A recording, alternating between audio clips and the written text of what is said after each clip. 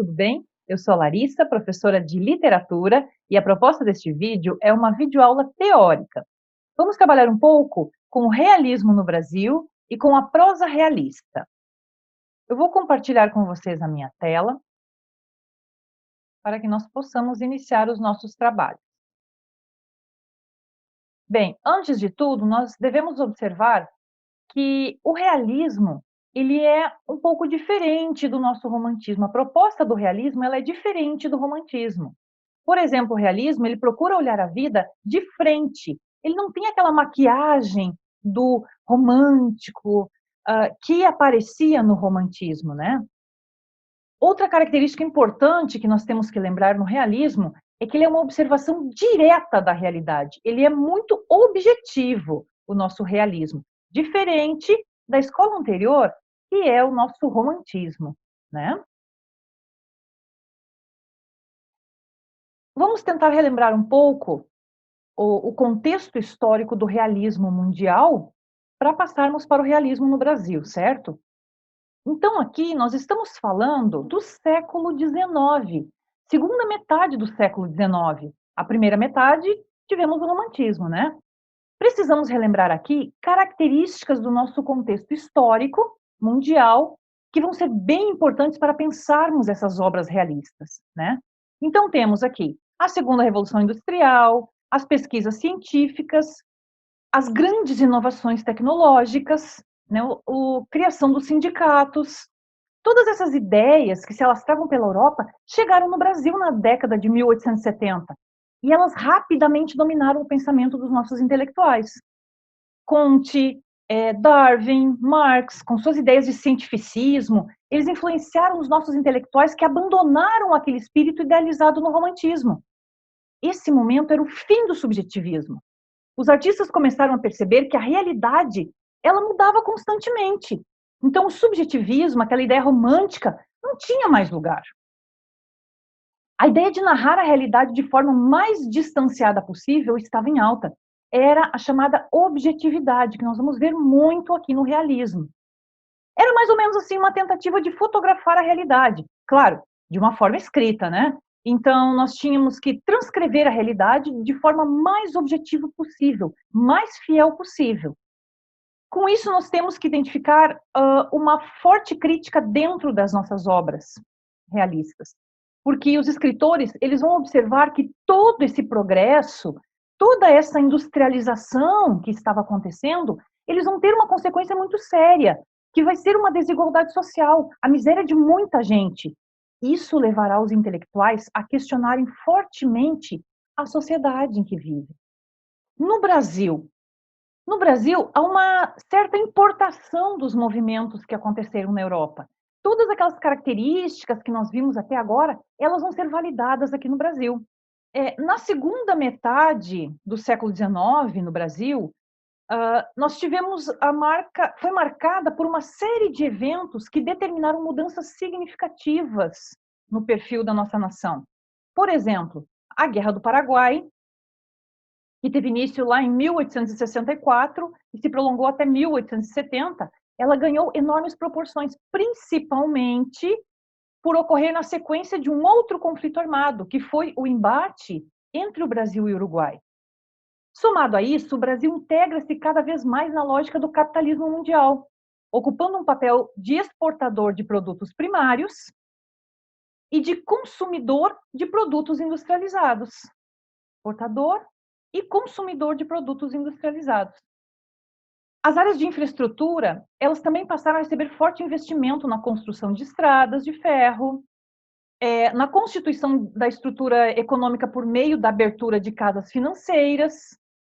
Então, com tudo isso, a sensação de progresso social ligava-se cada vez mais a um processo de concentração de renda, só que ela enriquecia alguns em detrimento de uma parcela considerável da população que permanecia pobre, né?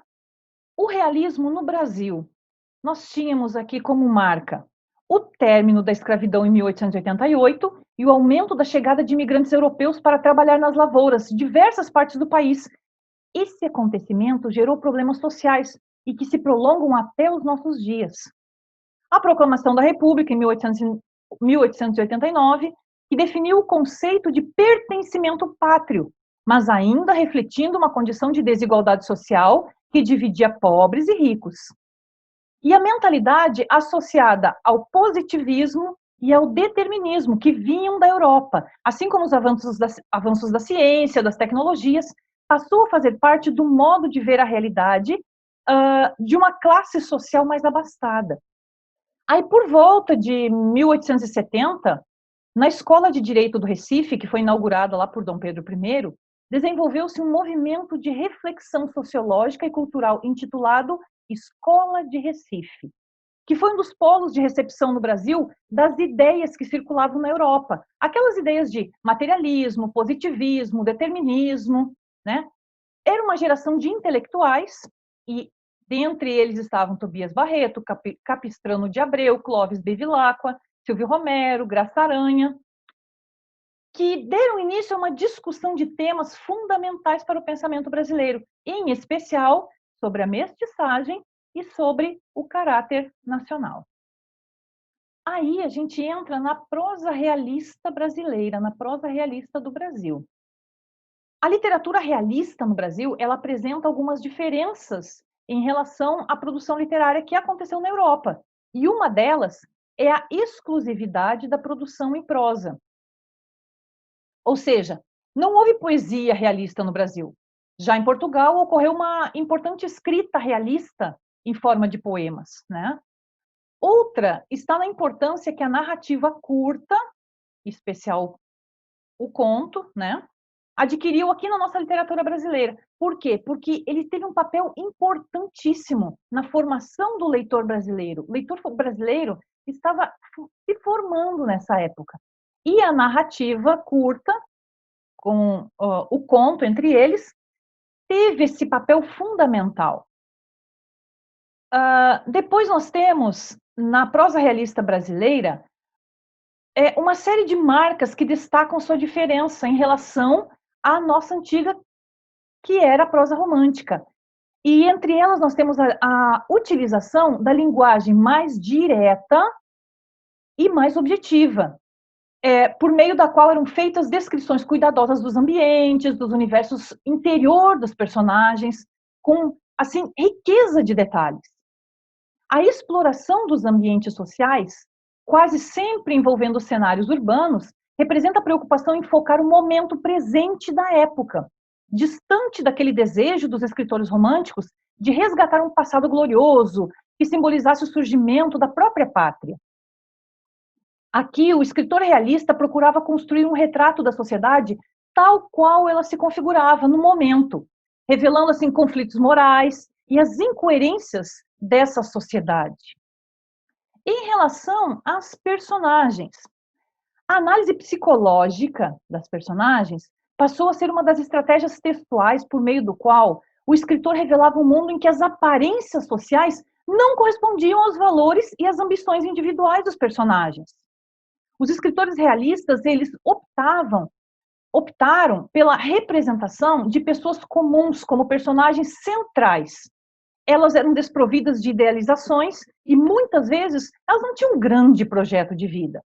Mas por trás dessa suposta superficialidade dos personagens, eles se propunham a denunciar formas pelas quais as estruturas sociais oprimiam as pessoas. Então, a literatura realista possui uma crítica ferrenha às instituições como igreja, como casamento, por exemplo, né? Os escritores realistas, eles faziam uma descrição do modo de vida burguês, revelando aquilo que há de pior, a exploração do homem, os aspectos financeiros para julgar o valor das pessoas, a diferença entre as classes sociais, a exploração do trabalho, dentre tantas outras. Sobre os escritores realistas, nós temos aqui dois que merecem grande destaque. Raul Pompeia, com a sua obra O Ateneu, né? E Machado de Assis, considerado um dos mais importantes escritores brasileiros de todos os tempos. E ele abre a prosa realista, né, com Memórias Póstumas de Brás Cubas. Também é importante citar a participação de realistas no teatro, E aí nós temos nomes importantes como França Júnior, que escreve Como se fazia um deputado, e Arthur de Azevedo, que escreve A Capital Federal. Temos outros também, mas esses dois aqui merecem um destaque. Bem, dentro da prosa realista, dentro do realismo no Brasil, era isso que eu tinha por hoje. Desejo a todos um ótimo estudo e até o nosso próximo encontro. Tchau!